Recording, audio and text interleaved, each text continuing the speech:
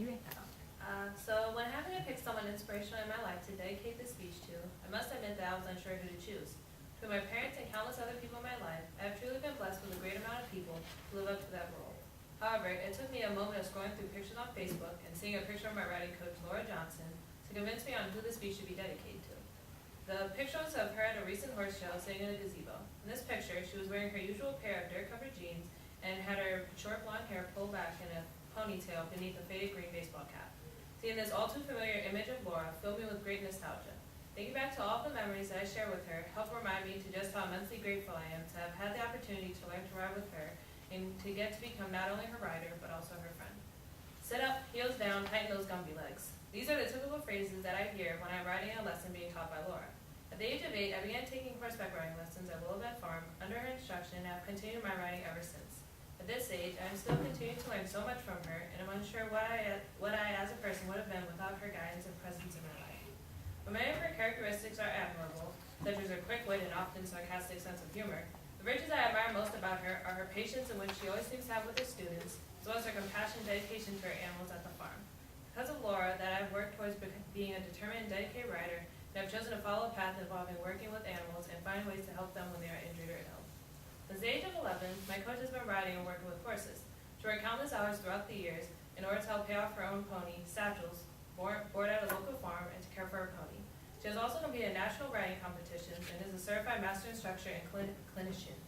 In 1984, she officially began teaching at Willowbend Farm once her parents, Mr. and Mrs. Johnson, bought the property and their family moved there. Since then, she has been one of the most significant coaches and necessary pieces of the Willowbend Farm family. Using past experiences in teaching, she has taken merely teaching people to become better riders to teaching people to become better horse people and animal caretakers. She has always strived to ensure that when her riders are working with the animals, that we do not ever take out any frustration on them and always show them with kindness and respect at all times. It is amazing to me to see just how long of a way her patience can go with her riders. Now, throughout most riders at the farm, Laura is known for her sarcasm, sometimes even harsh instruction.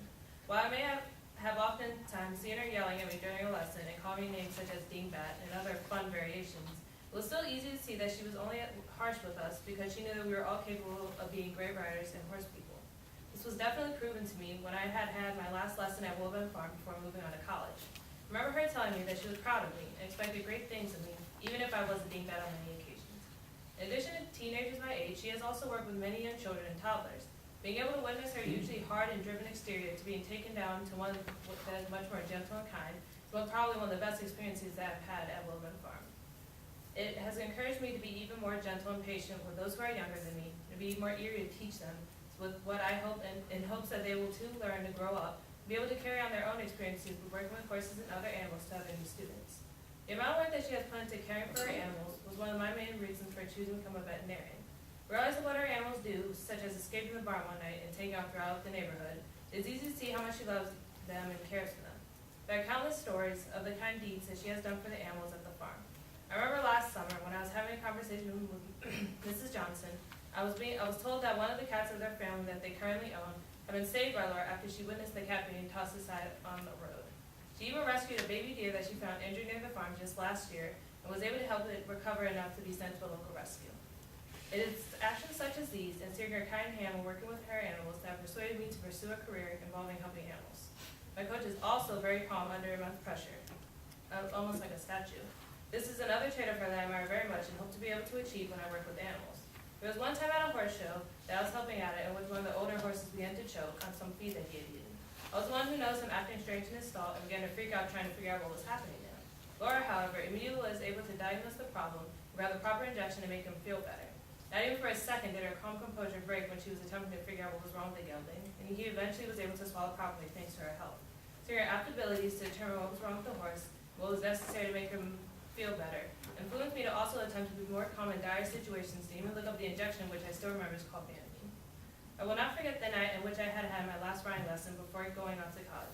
This, hands down, was probably one of the hardest goodbyes I had experienced prior to going off to school.